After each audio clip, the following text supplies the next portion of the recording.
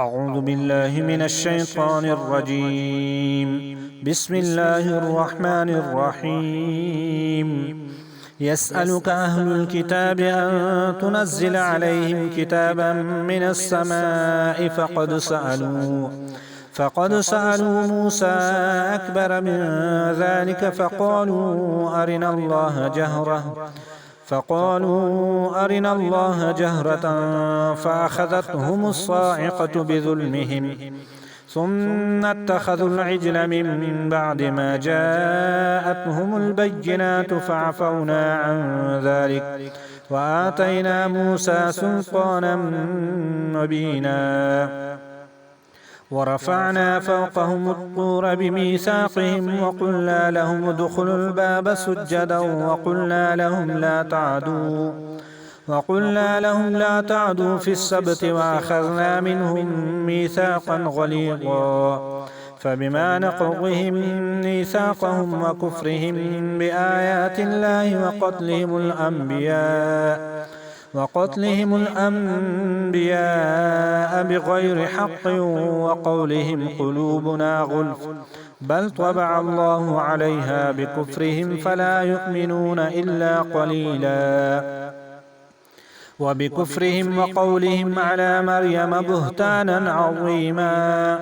وقولهم إنا قتلنا المسيح عيسى ابن مريم رسول الله وما قتلوه وما صلبوه ولكن شبه لهم وإن الذين اختلفوا فيه لفي شك منه ما لهم به من علم إلا اتباع الظن وما قتلوه يقينا بل رفعه الله إليه وكان الله عزيزا حكيما وإن من أهل الكتاب إلا ليؤمنن به قبل موته ويوم القيامة يكون عليهم شهيدا فبظلم من الذين هادوا حرمنا عليهم طيبات أحلت لهم وبصدهم عن سبيل الله كثيرا وأخذهم الربا وقد نهوا عنه وأكلهم أموال الناس بالباطل وأعتدنا للكافرين منهم عذابا أليما لكن الراسخون في العلم منهم والمؤمنون يؤمنون بما أنزل إليك وما أنزل من قبلك والمقيمين الصلاة